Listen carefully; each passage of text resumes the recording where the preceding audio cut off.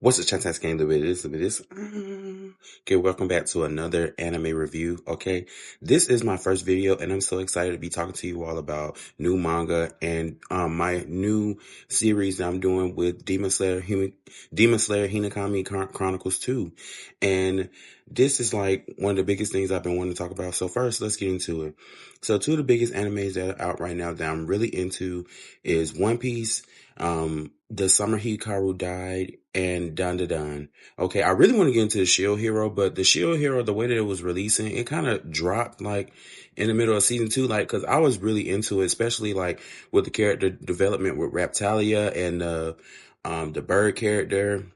I haven't watched it in a while, so, y'all can let me know in the comments below, what's going on. But I really want to get into what's really been going on in season 2 of Dandadan and season 1 of the Summer That Hikaru Died. So I am a yaoi. I think it's YAOI and BL, which is boys love. I'm really into like the gay space of manga anime because that represents a part of myself. I love to see representation in things that I like to watch. So there could be shows like I think it's called Graviton or Gravitation.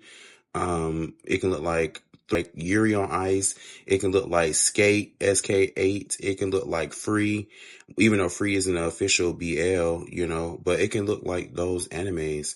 And the reason why I came across the Summer That Hikaru Died is because I was buying books, because this is something that was always a part of me. I love coming back to myself, and I love shows like Demon Slayer, and it's so many shows that I have watched, especially Naruto being my number one. Let's have a debate. Like, who's your top 3? Is it Naruto, is it Bleach, or is it Dragon Ball Z?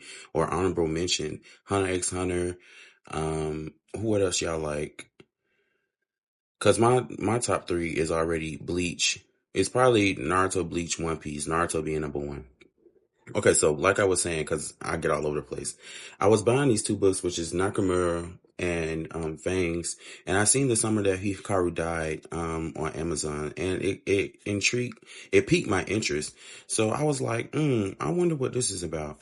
So I was watching the first couple episodes, and it was like, oh, this is a show about, someone whose best friend died, and then an alien or some type of demon, like, takes over their body, and then, the main character, has to deal with, their lover or whatnot, well, someone they secretly had a crush on. It's so many layers to the story, but I'm going to give you, what the Google definition is. Okay, so it says the Summer Hikaru Died is an ongoing Japanese horror manga series by Mokuramura, serialized in 2021 about a boy named Yoshiki who discovers his best friend Hikaru has been replaced by a dangerous shape-shifting entity after a mysterious disappearance. The series is known for its unsettling atmosphere, psychological horror, and unique blend of supernatural and coming-of-age themes, which has earned it critical acclaim, and it got a Netflix adaptation. So I just really posed the question of, like, if your best friend died and you were secretly in love with them, or y'all were secretly in love with each other, would you want a demon or some type of spirit to inhabit their body just so y'all can stay together? That reminds me of that Black Mirror episode. If you ever watch Black Mirror, it's just one episode, I think in the latest season, where this guy's partner, his wife, she was about to pass away, and they had a subscription service. This was starring, I want to say, Issa Rae. Yeah, so on this episode with Issa Rae, basically you could do a subscription that keeps them alive, but like you had to keep upgrading the subscription if you wanted to go out of the country, if you want to go out your city or specific zone, or if you wanted them to feel specific emotions, all that type of things.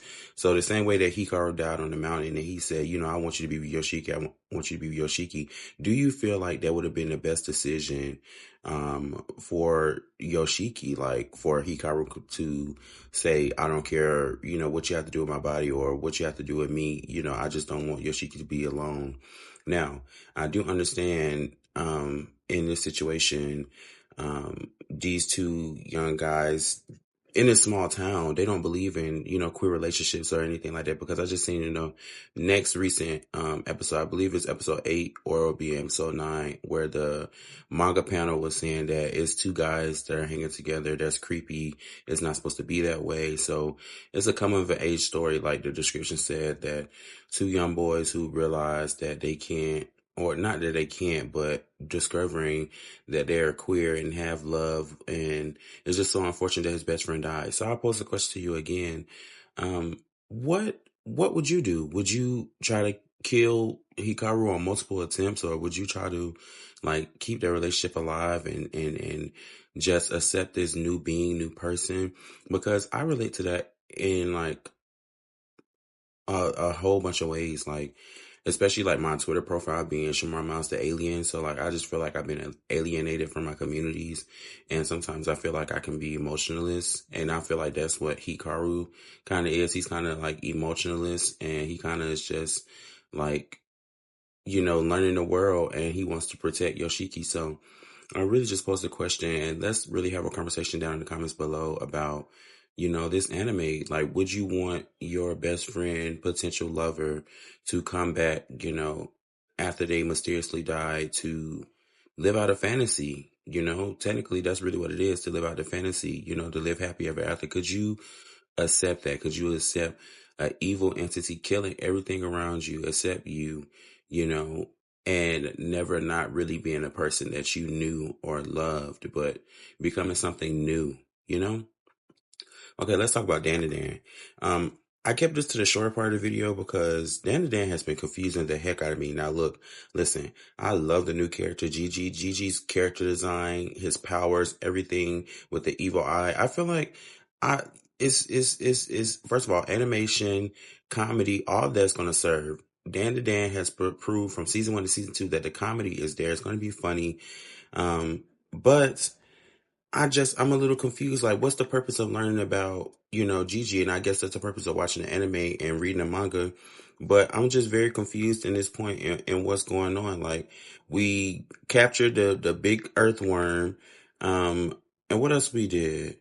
They did the earthworm, and then they discovered the evil eye. We discovered that, evil old lady group. So when are we going to run into Okaru's, balls again? Like, what's going on? And I feel like part of this, and we're about to learn that Turbo Granny is about to teach Okaru how to use her full powers. So it says, this series for season 2 continues to follow Momo, Ayase, and Ken Takatura as they navigate a world of ghosts, aliens, and awakened powers. The second season introduces new characters like Manjiro, Shikita. I don't know who those characters are yet, so because the season isn't over. We're halfway through the seasons of these shows, because the fall season is about to approach. These are summer animes. But yeah, so Momo is like developing her telekinesis or psychiatric powers, whatever that shit is with the arms, right? And Okaron is learning he wants to learn how to punch. I feel like my favorite characters are not even the main characters in this show. Like Okaron and Momo are amazing. I love their relationship. I love the unfolding of the relationship. But I feel like Gigi and Irio, Airo, I feel like she's like my favorite character, especially her backstory. Her backstory with the hair monster or whatnot. And I feel like I like Gigi's because of their backstory too. And I feel like their backstories are something that captivates me and makes characters that are not the main characters the main character for me, because they stand out a lot more. So like I said, I love the action. I love pretty much everything that's going on. The story is just a little confusing right now. So in the next episode, we're supposed to see